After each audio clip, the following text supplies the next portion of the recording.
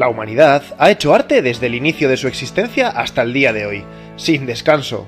¿Te lo cuento? Pon atención que empezamos desde el principio. La primera vez que el ser humano se expresa artísticamente es en la prehistoria, hace 25.000 años. ¿Cómo lo hace? Pintando en cuevas, imágenes de animales de caza y de recolecta. Se conocen como pinturas rupestres y se encuentran en todos los continentes del mundo. También tallan pequeñas esculturas, como estas, las Venus. Se piensa que son diosas de la fertilidad por el tamaño exagerado de sus pechos, caderas y... En la prehistoria se levantan las primeras obras arquitectónicas. Cogen grandes piedras y hacen menhires, dólmenes y cromlechs. ¿Para qué? Para enterrar a sus muertos, pero probablemente también para fines astronómicos. Son los primeros pasos de la historia del arte. A lo largo de los siglos siguientes, el arte se va desarrollando junto con las primeras civilizaciones, cada una con su propio estilo. Aquí, en Mesopotamia por ejemplo, utilizan ladrillos de adobe para construir sus ciudades, y dentro levantan zigurats, edificios escalonados con un templo en lo alto, como el de Babilonia, para algunos la Torre de Babel de la Biblia. Junto a este construyen los famosos jardines colgantes. Imagínate qué fantasía. Paralelamente, se desarrolla el Imperio de Egipto. Lo de los egipcios es flipante, y todo lo envuelve un toque de misterio. Para empezar, los jeroglíficos, una escritura compleja que no se descifró hasta hace 2 siglos gracias a la piedra Rosetta. La arquitectura que hacen es colosal, y para que dure más, utilizan la piedra. Construyen enormes templos, destinados a un dios en particular, para que sea su casa en la tierra. Al final de cada templo ponen un santuario, con la figura del dios al cual solo pueden acceder los faraones y el sacerdote. Y también levantan tumbas. Primero las hacen así, luego así, y al final las pirámides. Las principales, Keops, Kefren y Micerinos. Su precisión matemática asusta, y los misterios que esconden aún más. No se sabe aún cómo se construyeron, pero olvídate de que lo hicieran con esclavos.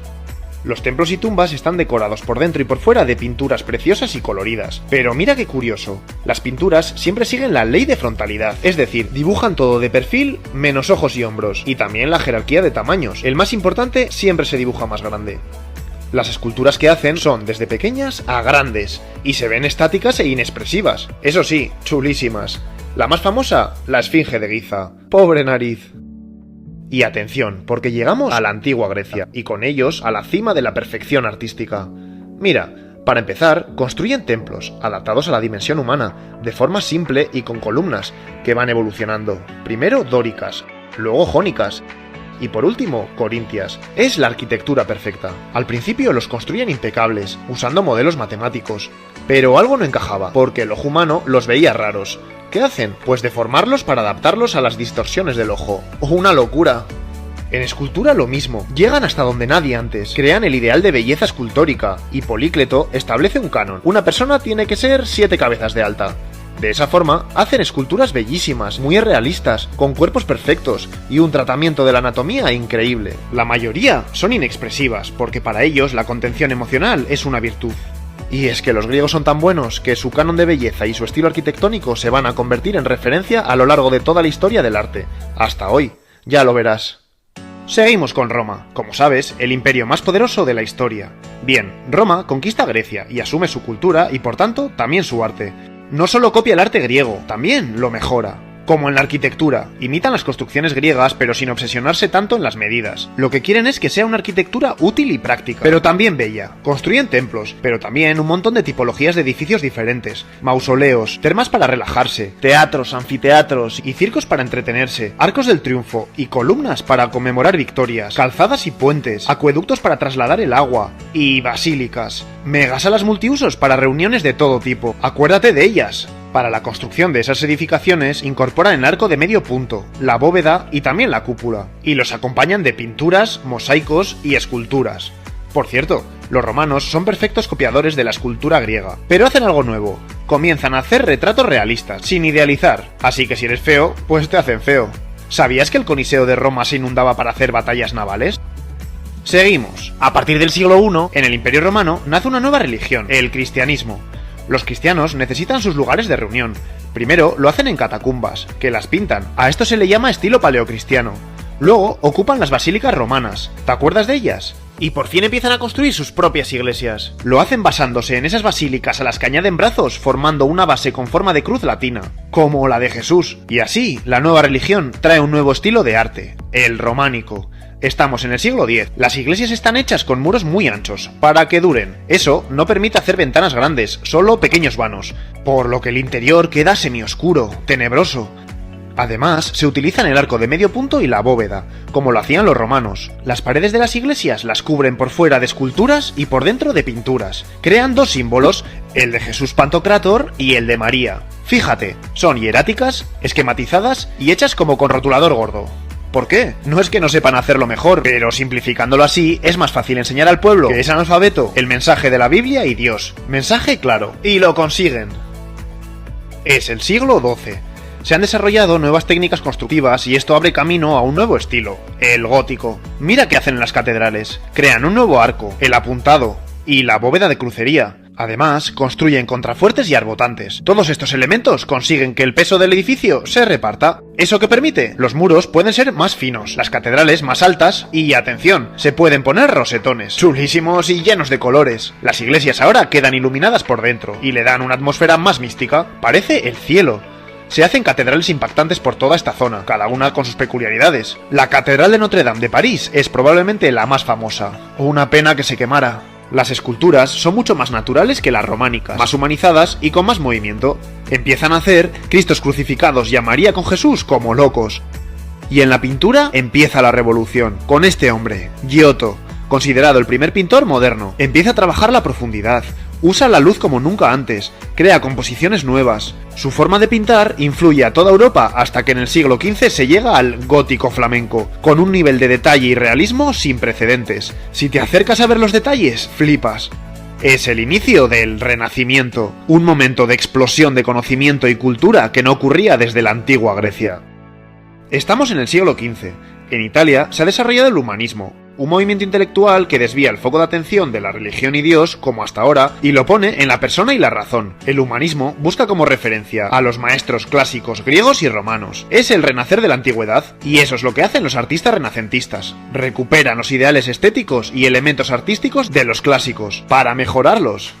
En arquitectura rompen por completo con el estilo gótico. Se recuperan los muros y se les añaden las columnas con sus órdenes. Se vuelven a los arcos de medio punto. Se buscan formas simples y rectas. ¿Has estado en el Vaticano? Parte de la Basílica de San Pedro es renacentista. Y por cierto, les encantan las cúpulas, como esta, o la de la Catedral de Florencia. Increíbles ambas. ¿Y la pintura y escultura? Pues de esta época son las obras y los maestros más conocidos de la historia del arte. Rafael Sanzio y la Escuela de Atenas. El gran Miguel Ángel y su David o su Capilla Sixtina, o Leonardo da Vinci, uno de los grandes genios de todos los tiempos, y su Última Cena o la Mona Lisa, la obra más famosa del mundo. El desarrollo de estas dos artes es espectacular. Buscan el realismo en sus obras, pero idealizado. Todos son guapos y perfectos. Para ello hacen estudios de anatomía profundísimos. Buscan la emoción contenida de los personajes y desarrollan la perspectiva y el trabajo de la luz. Es que son alucinantes. A pesar de la maravilla que fue el arte del Renacimiento, a partir del siglo XVII empieza a verse como algo simple, estático y aburrido.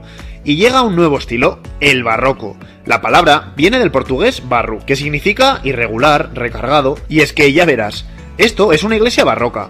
Observa cómo se rompe con todo lo establecido anteriormente. Hacen fachadas con onda, multiplican y ponen de forma confusa columnas y tímpanos, lo llenan de decoración y de esculturas, hasta inventan una nueva columna, la salomónica.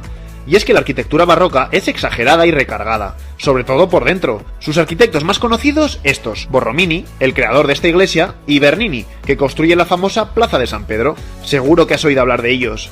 De hecho, Bernini, es la leche, porque también es el creador de la escultura barroca. Pero ahora, lo más importante es representar el drama, no la contención del Renacimiento, sino el momento en el que la emoción está en el instante más álgido, como el éxtasis de su escultura de Santa Teresa.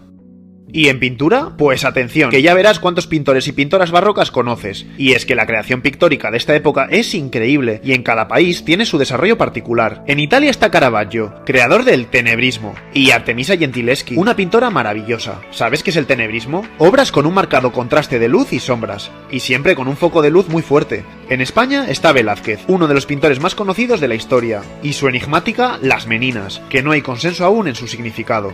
Y en Holanda, Rubens y Rembrandt. Y también Clara Peters, que hace unos bodegones preciosos donde pinta su cara reflejada en algún objeto. ¿Dónde está Peters?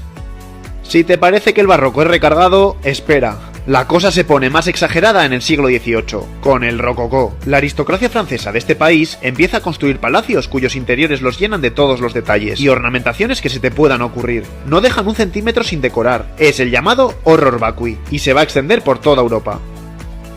La cosa no se puede exagerar más. El estilo se satura y colapsa. Estamos a mitad del siglo XVIII. Surge la Ilustración, y con ello un nuevo estilo, el neoclasicismo. ¿Qué hacen? Buscan algo totalmente opuesto al barroco y rococó, y para ello vuelven a lo más clásico, a la antigua Roma y Grecia, y cogen sus elementos arquitectónicos para construir nuevamente con las líneas rectas, sin adornos, con columnas y frontones y con mármol. El estilo se extiende por Europa y luego por Estados Unidos, donde el estilo lo peta, y si no, fíjate en la Casa Blanca. Y en escultura y pintura, lo mismo. Los y las artistas crean obras al estilo clásico, llenas de serenidad y orden. Estamos en el siglo XIX y la cosa se complica. Junto al neoclasicismo surgen nuevos movimientos artísticos que conviven. En primer lugar, el romanticismo. Las pintoras y pintores románticos, huyendo de la norma y orden del neoclasicismo, pintan obras donde buscan la emoción, la imaginación. Y luego el realismo, que se centran en temas sociales, buscan plasmar la cruda y difícil realidad sin la subjetividad de uno y el idealismo del otro. Los pintores y pintoras ya no pertenecen a un solo estilo, sino que pintan influenciados más o menos por uno y otro. Y entre ellos está Goya, un genio y un artista inclasificable, porque pintó en todos los estilos en los que vivió. Sus últimas obras, sus pinturas negras, son lo más. Durante este siglo, la arquitectura también se hace diversa. Se construyen edificios historicistas. ¿Qué es eso? Pues edificios a lo revival de estilos anteriores. Se levantan edificios neorrománicos, neogóticos, neobarrocos y también neoorientales, neoegipcios. Pero no todo es mirar al pasado. En este siglo se empiezan a construir edificios con los nuevos materiales, edificios de hierro y cristal. Y algo más. En Chicago se inventa un nuevo concepto de edificio, los rascacielos. Son los edificios del futuro. Y atención ahora, porque llega un momento importantísimo. En la segunda mitad del siglo XIX, en París, varios pintores y pintoras cogen los recién inventados tubos de óleo, salen de sus estudios y se ponen a pintar al aire libre, buscando captar el efecto de luz y el color en un momento particular del día. Para ello deben pintar rápidamente haciendo pinceladas cortas. Llega el impresionismo. En la época son fuertemente criticados. Les parece que los cuadros están sin acabar, pero va a suponer toda una revolución para la pintura. Seguro que te suenan Gauguin y, cómo no, él. Vincent Van Gogh. Bueno, estos realmente son post-impresionistas. Todo el mundo conoce la habitación de Van Gogh, los girasoles y la noche estrellada. Vaya colas en el MoMA para hacerse un selfie. Todo va a cambiar a partir del siglo XX. En la pintura se da una revolución, una ruptura total con la estética anterior. Se quiere liberar al arte de todo lo establecido, y los pintores y pintoras empiezan a experimentar con formas nuevas, muchas veces de forma provocadora. Son las llamadas vanguardias, y al principio tienen su epicentro en París. Son un montón. Prepárate que voy. El fauvismo, experimentan con el color. El cubismo, con la forma y la perspectiva. Acuérdate de Picasso. El expresionismo, distorsionan la realidad de forma emocional. La abstracción, la primera vez que el cuadro no representa nada reconocible. El suprematismo, y este cuadro, que es importantísimo porque supone volver al punto cero de la pintura. El dadaísmo, que pretende desafiar el arte con el antiarte. El surrealismo y el carismático Dalí. A partir de los años 50 llegan las nuevas vanguardias, cuyo epicentro pasa a Nueva York, como el expresionismo abstracto, donde el gesto del artista es lo importante, y la vanguardia que eleva los elementos cotidianos populares al nivel de arte, el pop art. Puede que estas obras ni te gusten ni las entiendas, pero respétalas, porque han ayudado a revivir y cambiar por completo el rumbo del arte. Y es que para el siglo XXI, y gracias a esas vanguardias, el arte queda libre, y se desarrolla una pluralidad brutal en su forma, concepto y contenido. El arte está más vivo que nunca, y gracias a las redes sociales e internet, ese amplio panorama está al acceso de todos nosotros, para que puedas encontrar a tu artista o estilo de arte favorito. Hemos llegado a la actualidad.